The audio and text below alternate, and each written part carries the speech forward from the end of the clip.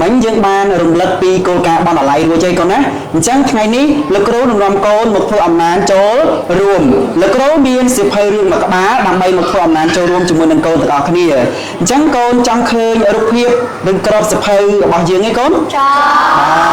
អរគុណច្រើនអញ្ចឹងឥឡូវនេះកូនធ្វើការរាប់ពី1រហូតដល់3លោកគ្រូនឹងបង្ហាញក្របសៀវភៅទៅកាន់កូនទាំងអស់គ្នាតោះចាប់ដើមតែនកូនឃើញអត់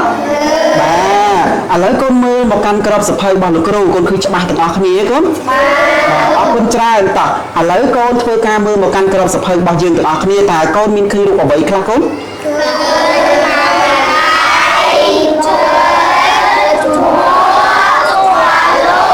អរគុណច្រើនកូនឃើញខ្មៅដៃឥឡូវកូនសង្កេតមើលបន្តទៀតថាតើខ្មៅដៃរបស់យើងមានចំនួនប្រមាណដែរកូន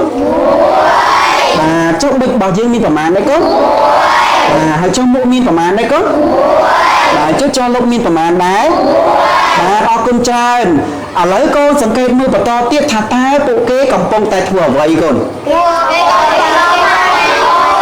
បាទពួកគេកំពុងតែឈរកាន់មួកមិនទៀតកូន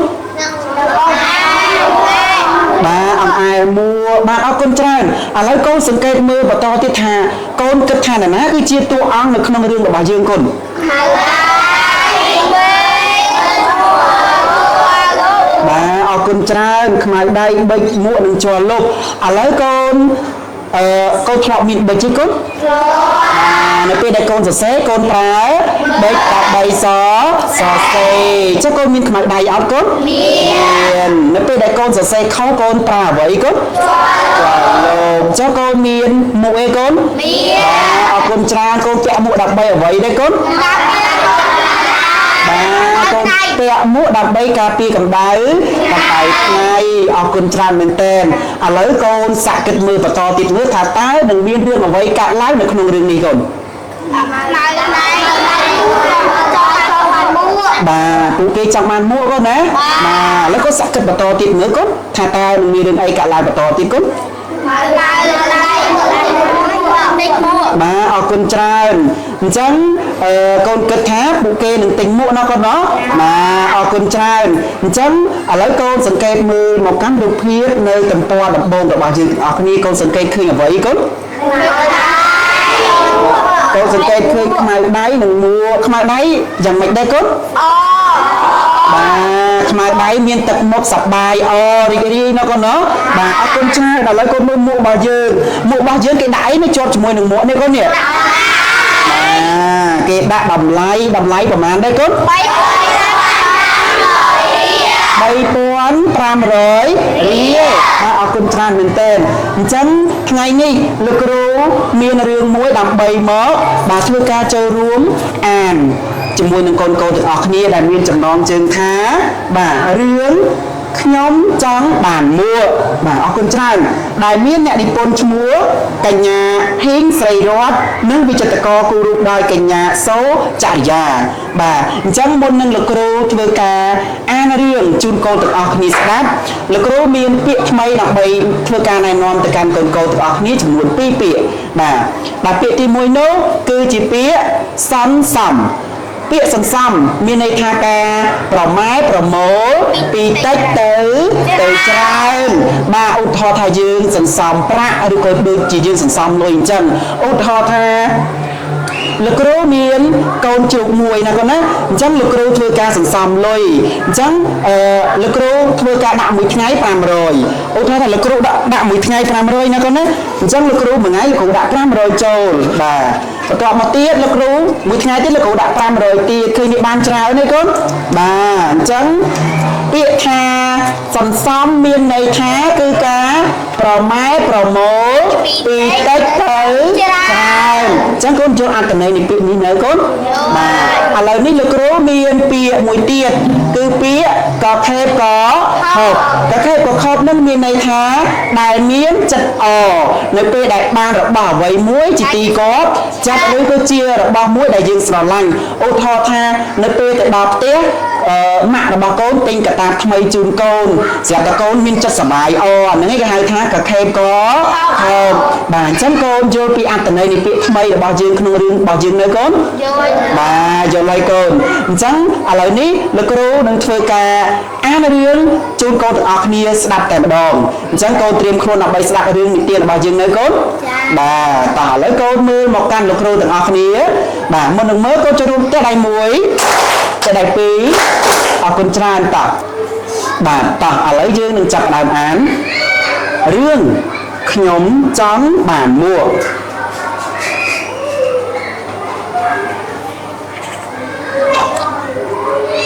ថ្ងៃនេះកូនខ្មៅដៃតូចបេកនិងជ័រលុបទៅផ្សារដែលនៅជិតផ្ទះ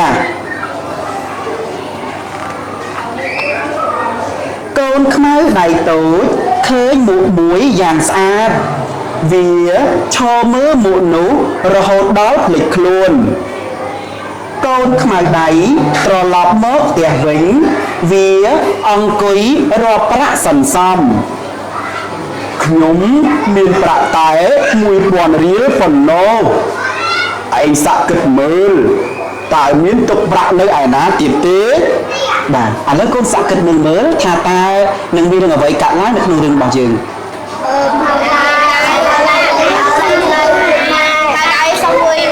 បាទអរគុណច្រើនតើឥឡូវកូនចាំតាមអានមើលបន្តទៀតណាកូនណាអូខ្ញុំនឹកឃើញហើយខ្ញុំមានប្រាក់សន្សំនៅក្នុងកូនជ្រូកដីខ្ញុំមានតែ1200រៀល1300រៀល1400រៀល1500រៀលប៉ុណ្ណោះបាទអីចឹងប្រាក់សរុបមានតែ2500រៀលហ្នឹងបាទឥឡូវកូនសាក់គិតបន្តទៀតមើលថាតើនឹងមានរឿងអ្វីកើតឡើងបន្តទៀតកូនបាទអរគុណច្រើនណាស់កូនណាតោះឥឡូវកូនចាំតាមបានមើលបន្តទៀតកូនខ្មៅដៃនិយាយទាំងទឹកមុខស្រពោនខ្ញុំមិនអាចទិញមួកនោះបានទេខ្ញុំនៅខ្វះ1000រៀលទៀតខណៈនោះពួកគេឮសំឡេងនៅខាងក្រៅផ្ទះអេចាយបាទឥឡូវកូនសាក់គិតមើលបន្តទៀតថាតើនឹងមានរឿងអ្វីកើតឡើងបន្តទៀតកូនបាទអរគុណច្រើនឥឡូវកូនចាំតាមបានមើលបន្តទៀតណាកូនណាបាទខ្មៅដៃស្ទុះរត់ទៅខាងក្រៅផ្ទះហើយស្រែកពូអេចាយឈប់សិនបាទតើពូទិញសម្បកកំប៉ុងមួយថ្លៃប៉ុន្មានសម្បកកំប៉ុងមួយថ្លៃ50រៀលណាក្មួយឥឡូវកូនចាំតាមបានមើលបន្តទៀតណាកូនណានេះពូខ្ញុំមានសម្បកកំប៉ុងចំនួន10ឯងរាប់ទៅមើលតើឯងមានប្រាក់គ្រប់ឬនៅ1500រៀលបូក1000រៀលបូក500រៀលស្មើ3000រៀលខ្ញុំមិនអាចទិញមួកនោះបានទេខ្ញុំនៅខ្វះ500រៀលទៀតខ្ញុំមានប្រាក់មិនគ្រប់ទេបាទឥឡូវកូនចាំតាមបានមើលបន្តទៀតណាកូនណាពួកគេនាំគ្នាអង្គុយទល់មុខគ្នាគិតមួយសន្ទុះស្រាប់តែខ្ញុំមាន200រៀលនេះខ្ញុំឲ្យឯងខ្ញុំក៏មាន200រៀលដែរនេះខ្ញុំឲ្យឯងខ្ញុំអរគុណសំឡាញ់ទាំងពីរអ្នកហើយខ្ញុំនៅខ្វះតែ100រៀលទៀតទេតើធ្វើមិនទៅណបាទឥឡូវកូនសាក់គិតមើលបន្តទៀតមើលថាតើនឹងមានរឿងអ្វីកើតឡើងបន្តទៀតកូនទឹកខ្ចីលុយគេណាកូនណាអរគុណច្រើនតើឥឡូវកូនចាំតាមបានមើលបន្តទៀតណាបាទពួកគេនាំគ្នាអង្គុយគិតយ៉ាងយូរស្រាប់តែខ្មៅដៃនឹកឃើញខ្ញុំនឹកឃើញហើយ តោះយើងទៅសារទាំងអស់គ្នាខ្មៅដៃបងស្រីតើបងស្រីអាចលក់មុខនោះចុះថ្លៃបន្តិចបានដែរឬទេខ្ញុំខ្វះប្រាក់តែ100រៀលទៀតទេបេចមែនហើយបងស្រីលក់ចុះថ្លៃបន្តិចទៅណាជាប់លុបមែនហើយបងស្រីលក់ចុះថ្លៃឲ្យមិត្តភ័ក្ដិខ្ញុំខ្លះទៅបាទមិនអីទេបងលក់ឲ្យឯងមួយចោះអរគុណបងស្រីខ្មៅដៃនិយាយទាំងអក៏ខេបក៏ខប់សំឡាញ់ទាំងពីរបើចង់ពាក់មួកមកយកពីផ្ទះគ្នាទៅពាក់ទៅណាយើងចែកគ្នាពាក់ម្នាក់ម្ដងបាទអរគុណច្រើនបាទរឿងរបស់យើងបានចប់ហើយអញ្ចឹងកូនបានស្ដាប់ទាំងអស់គ្នាកូនបាទអរគុណច្រើនអញ្ចឹងបន្ទាប់ពីកូនបានស្ដាប់រឿងរបស់យើងចប់លោកគ្រូនឹងមានសំណួរដើម្បីឲ្យកូនចូលរួមគិតនិងឆ្លើយសំណួររបស់លោកគ្រូទាំងអស់គ្នាអញ្ចឹងកូនត្រៀមខ្លួនរួចរាល់ហើយនៅកូនបាទអរគុណច្រើនអញ្ចឹងកូនត្រៀមស្ដាប់នឹងសំណួរទាំងអស់គ្នាណាបាទតើនៅក្នុងរឿងរបស់យើងកូនចូលចិត្តតួអង្គមួយណាជាងគេហេតុអ្វីអញ្ចឹងលោកគ្រូទុកពេលឲ្យកូនចំនួន2នាទីដើម្បីគិតនិងស្វែងរកចម្លើយដោយខ្លួនឯងតោះចាប់ផ្ដើម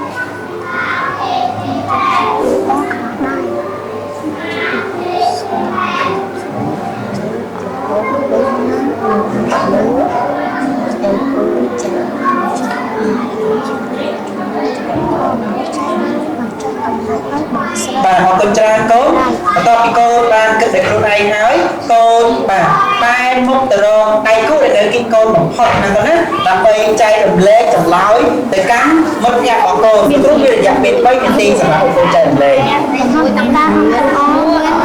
នហើយចូលចូលឡើងអ្នកវិញហើយចែករំលែកមកដៃចូលលោកបេកហើយលោកមួយចាស់មានមួកน้องកូនចិត្តតួអង្គវិញ្ញាជាគេគាត់ចិត្តណាជាកូនខ្មៅដៃចិត្តហើយបានជាកូនចិត្តតួអង្គខ្មៅដៃខ្មៅដៃចិត្តខ្មៅដៃបាទមិនទីគាត់លោកខ្មៅដៃចេះសន្សំខ្លួនចៃមកឡើងនៅចង់ធ្វើដូចខ្មៅដៃដែរណាបងចូលលេងហងគាត់ចិត្តតួអង្គវិញ្ញាជាគេគាត់ចិត្តបងស្រីចិត្តបងស្រីហើយបានកូនចិត្តបងស្រីបងស្រីចិត្តអចិត្តមិនចិត្តអំឡៃអហើយខ្មៅដៃបាទមាននេះបន្ថែមទៀតគាត់មានខ្ញុំចង់ធ្វើដោយបងស្រីដែរបាទចង់ធ្វើដូចបងស្រីដែរណាគាត់ណោះបាទអរគុណច្រើនបន្តទៀតគាត់ចែករំលែកចំណុចទៅកាន់បាត់យើងចូលចិត្តតួអង្គបិទនិងចូលលោកមកភាសាគ្នាហើយឬគាត់ហើយបាទតើឥឡូវមើលលីវ៉ាកូនចូលចិត្តតួអង្គមួយណាជាគេគាត់ចិត្តចូលលោកនិងបិទកូនចូលចិត្តចូលលោកហើយនឹងបិទហើយបានកូនចូលចិត្តចូលលោកនិងបិទចូលលោកនិងបិទចេះចែករំលែកគ្នាទៅមានគ្រាលំបាកហើយខ្ញុំចង់ធ្វើដោយបិទនិងចូលលោកដែរបាទអរគុណច្រើនកូនចុះយ៉ាងណាកូនចូលចិត្តតួអង្គមួយណាជាងគេជំរាបប្រសិនលោកគ្រូខ្ញុំចូលចិត្តតួអង្គខ្មៅដៃបាទមិនទៀតគូគ្រូខ្មៅដៃចេះសន្សំប្រាក់ទិញអ្វីមួយដែលខ្លួនឯងចូលចិត្តខ្ញុំចង់ធ្វើដោយខ្មៅដៃគ្រូខ្មៅដៃមានតម្រាប់ល្អបាទអរគុណច្រើនកូនកូនចូលរួមពិភាក្សាចម្លើយប្រាប់ដៃគូយើងទៀតអរគុណច្រើនតោះមិញកូនបានចែករំលែកចម្លើយទៅកាន់ដៃគូរបស់កូនរួចហើយអញ្ចឹងកូនបែរទៅរកបាទមិត្តភ័ក្តិដែលនៅជិតកូនម្នាក់ទៀតដើម្បីធ្វើការចែករំលែកចម្លើយរបស់កូនទៅកាន់មិត្តភ័ក្តិរបស់យើងតោះចាប់ដើមតោះមិត្តភ័ក្តិរបស់យើងផ្សេងទៀតណាកូនណាបាទតោះបែរមករកគ្នាកូនតោះមកខាងនេះមកបាទហើយធ្វើការចែករំលែកចម្លើយបាទបាទនេះដែរទៅបាទបែរមករកគ្នាអូ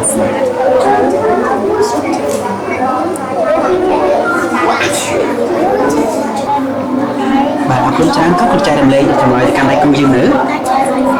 អរគុណស្រីលើកកូនចូលចិត្តតួអង្គណាជាគេគាត់ចូលចិត្ត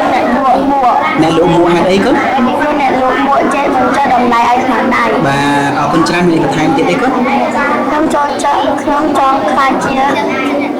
ដោយខ្ញុំចង់ដូចអ្នកលក់មួកដែរបាទចង់ធ្វើដូចជាអ្នកលក់មួកដែរណាគាត់ណោះបាទអរគុណច្រើនចង់ស្រីមេគាត់ចិត្តខ្មៅដៃចិត្តអត់ខ្មៅដៃហេតុអីទេគាត់ខ្មៅដៃចេះសន្សំប្រាក់បាទហើយមានអីបន្ថែមទៀតទេគាត់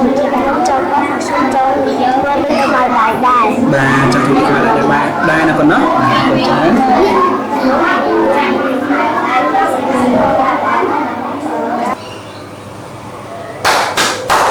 គុណច្រើនមិញកូនបានចែករំលែកចម្លើយទៅកាន់មិត្តភ័ក្តិដែលនៅចិត្តកូនរួចរាល់ហើយអញ្ចឹងឥឡូវនេះលោកគ្រូសូមកូនស្ម័គ្រចិត្តឡើងមកចែករំលែកចម្លើយទៅកាន់ក្រុមធំរបស់យើងទាំងអស់គ្នាតោះបាទអរគុណច្រើនលោកគ្រូសូមកូនខាងនោះបាទជំរាបត្រសាសលោកគ្រូខ្ញុំចូលចិត្តបងស្រីបាទកូនចូលចិត្តបងស្រីព្រោះបងស្រីចិត្តល្អចេះបញ្ចុះតម្លៃឲ្យខ្មៅដៃបាទព្រោះបងស្រីចិត្តល្អចេះបញ្ចុះតម្លៃឲ្យខ្មៅដៃកូនមានអីបន្ថែមទៀតទេកូនខ្ញុំចង់ធ្វើដូចបងស្រីដែរអូនចង់ធ្វើដូចបងស្រីដែរបាទអរគុណច្រើនចូលរួមបងប្អូនសាទរឲ្យមិត្តភក្តិរបស់យើងទាំងអស់គ្នាអរគុណច្រើនមែនទែនសម្រាប់បាទការចែករំលែកចម្លើយរបស់មិត្តភក្តិរបស់យើងតោះឥឡូវនេះលោកគ្រូសូមកូនស្ម័គ្រចិត្តម្នាក់ទៀតឡើងមកចែករំលែកចម្លើយទៅកាន់ក្រុមធំរបស់យើងបាទតោះសូមកូនស្រីខាងនោះជំរាបលោកគ្រូខ្ញុំចូលចិត្តតួអង្គបិចនិងជ័រលុបបាទកូនចូលចិត្តតួអង្គបិចហើយនិងជ័រលុបបាទព្រោះពួកគេចេះចែករំលែកប្រាក់សន្សំទៅឲ្យមិត្តភក្តិបាទមានអីបន្ថែមទៀតទេកូនខ្ញុំចង់ធ្វើដូចពួកគេដែរបាទអរហើយណាកូននោះបាទអរគុណច្រើនមែនទែនចូលរួមទៅដល់អរសាទរទៅកាន់មិត្តភក្តិរបស់យើងទាំងអស់គ្នាបាទលោកគ្រូសូមកូនម្នាក់ទៀតដើម្បីធ្វើការចែករំលែកចម្លើយទៅកាន់ក្រុមធំរបស់យើងបាទអរគុណច្រើនលោកគ្រូសូមកូនប្រុសខាងនោះកូនជំរាបលោកគ្រូខ្ញុំចូលចិត្តខ្មៅដៃកូនចូលចិត្តតួអង្គខ្មៅដៃនៅកូននោះបានតោះព្រោះខ្មៅដៃចាសន្សំប្រាក់នៅក្នុងកូនជ្រូកដីបាទមានអីបន្ថែមទៀតទេកូនខ្ញុំចង់ធ្វើដូចខ្មៅដៃដែរបាទហើយកូនចង់ធ្វើដូចខ្មៅដៃដែរកូនព្រោះខ្មៅដៃចេះសន្សំប្រាក់ព្រោះខ្មៅដៃចេះសន្សំប្រាក់អរគុណច្រើនចូលរួមទៅដល់អបអរសាទរទៅកាន់មិត្តភក្តិរបស់យើងទាំងអស់គ្នា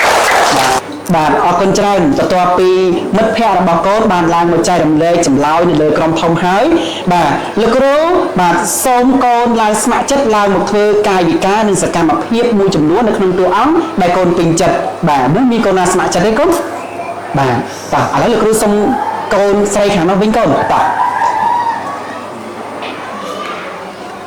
បាទកូនស្រីតោះកូនចូលចិត្តកន្លែងណាជាងគេនៅក្នុងរឿងរបស់យើងកូនខ្មៅដៃហើយពួកអេចាយបាទជំនឿណាខ្មៅដៃហើយពួកអេចាយណោះបាទតោះនេះកូនតាហើយកូនធ្វើសកម្មភាពតាមនោះកូន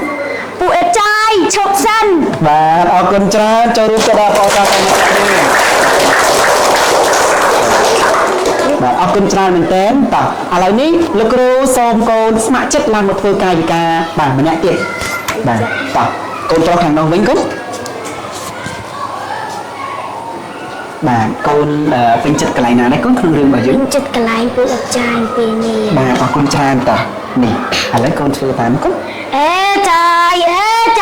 បាទអរគុណច្រើនមែនតើចូលរួមអបអរសាទរមិត្តភក្តិរបស់យើងទាំងអស់គ្នាបាទឥឡូវនេះលោកគ្រូសូមកូនម្នាក់ទៀតដើម្បីឡើងមកធ្វើកាយវិការនិងបាទសម្លេងតាមតួអង្គរបស់យើងเนาะបាទតោះឥឡូវលោកគ្រូសូមបាទកូនស្រីខាងនេះវិញម្ដងបាទជំរាបសួរលោកគ្រូខ្ញុំពេញចិត្តកន្លែងបងស្រីលក់មួកឲ្យខ្មៅដៃបាទចូលចិត្តកន្លែងបងស្រីលក់មួកឲ្យខ្មៅដៃតើឥឡូវកូនចាំមើលរូបភាពកន្លែងនេះទាំងអស់គ្នាណាបាទឥឡូវកូនធ្វើមកកូនមិនអីទេបងលក់ឲ្យឯងមួយចោះបាទអរគុណច្រើនចូលរួមទៅដៃអបអរសាទរមិត្តភក្តិរបស់យើងទាំងអស់គ្នាបាទអរគុណច្រើនមែនទែនកូនសម្រាប់ការចែកបាទរំលែកនៅការធ្វើកាយវិការនិងសម្លេងទៅតាមតួអង្គរបស់យើងលោកគ្រូអរគុណកូនច្រើនមែនទែនបន្តទៅទៀតនេះលោកគ្រូបាទសូមឲ្យកូនទាំងអស់គ្នាចូលរួមអានរឿងជាមួយនឹងលោកគ្រូដោយលើកដាក់សម្លេងនិងធ្វើកាយវិការទៅតាមតួអង្គរបស់យើងទាំងអស់គ្នាបាទកូនត្រៀមខ្លួនរួចរាល់ហើយនៅកូនបាទអរគុណច្រើនមែនទែនបាទឥឡូវកូនត្រៀមខ្លួនដើម្បីមើលមកកាន់លោកគ្រូមុននឹងអានលោកគ្រូសូមឲ្យកូនទះដៃ1 2 3បាទអរគុណច្រើនមែនទែនតោះឥឡូវកូនត្រៀមនៅកូនបាទតោះចាប់ដើមខ្ញុំចង់មួកបាទខ្ញុំចង់មួកថ្ងៃនេះកូនខ្មៅដៃតូច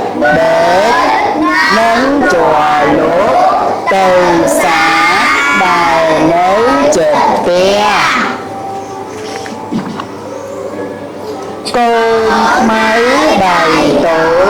khứ mùa buổi vàng sát vía thơ mưa mùa nước rò hồ đói lệ luôn cơn máy đẩy trò lót mót đó bè vinh vía ông cưới ròa pra sầm xong nhóm miền rạc tái mùi toàn ría còn ngô ây xa cực mưa tàu liên tục ra nếu ai nó tìa tế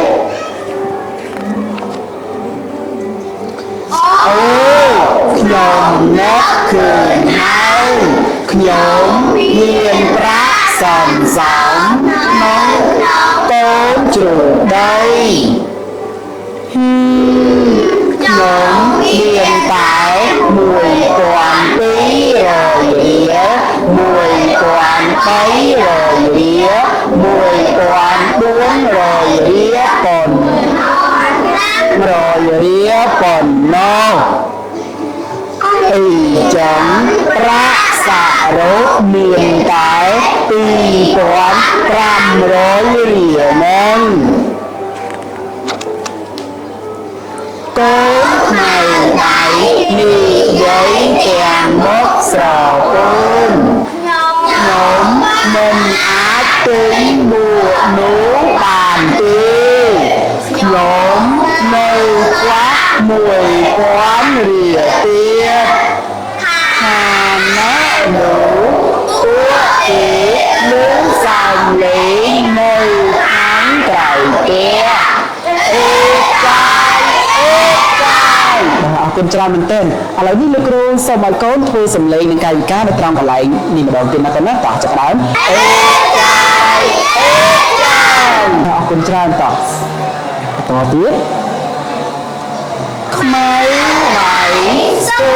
រត់ទៅខាងព្រះហើយស្រែកទូអេកាយឈប់សិនអរគុណច្រើនលោកគ្រូចង់ឲ្យកូនធ្វើកន្លែងនេះម្ដងទៀតណាកូនណាតោះចាប់ដើមទូអេកាយឈប់សិនបាទតោះបន្តពីគុណតែទូពេញសំបកកំប៉ុងមួយថ្លៃប៉ុន្មាន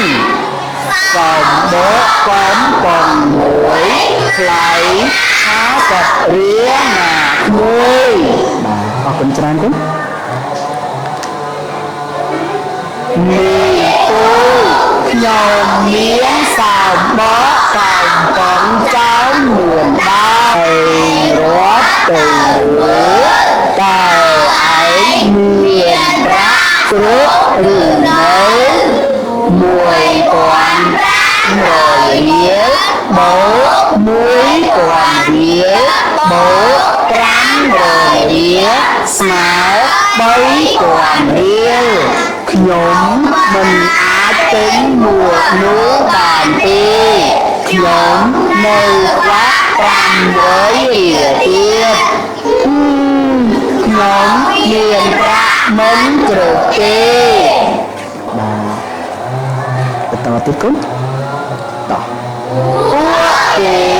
នាំគ្នាអង្គុយតូមកគ្នាគិតមួយសំទូស្រាប់តែខ្ញុំមាន200រៀលនេះខ្ញុំឲ្យឯងខ្ញុំក៏មាន200រៀលដែរនេះខ្ញុំឲ្យដែរខ្ញុំ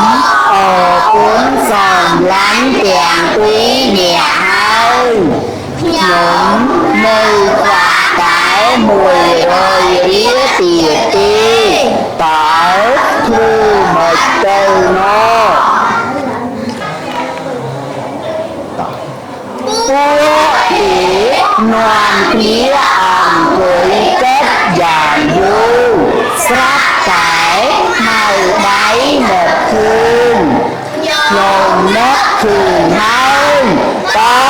យើងទៅសារទាំងអស់គ្នានៅ ដៃបងស្រីតើបងស្រីអាចលើកមួកនេះចូលថ្លៃបន្តិចបានដែរឬទេខ្ញុំវាប្រាក់តែ100រៀលទៀតទេមិនមែនហើយបងស្រីលក់ចូលថ្លៃបន្តិចទៅណាស្គាល់លោកមែនហើយបងស្រីលក់ឲ្យមិត្តភក្តិខ្ញុំទៅបាទបន្តទៀតគុណមិនអីទេបងលក់ឲ្យមួយចាឥឡូវកូនចូលរួមធ្វើសម្លេងកាយវិការកន្លែងនេះម្ដងទៀតណាកូនណាចាប់ផ្ដើមមិនអីទេបងលក់ឲ្យមួយចាអរគុណបងស្រីខ្មៅដៃនិយាយទាំងអខទេខអត់សើមឡាញ់ទាំងពីរបើចង់ទាំងមួកមកយកពីផ្ទះគ្នាទៅផ្ទះទៅណាយូរចែកគ្នាផ្ទះម្នាក់ម្ដងបាទអរគុណច្រើនក៏ទាំងអស់គ្នារឿងរបស់យើងបានចប់ហើយ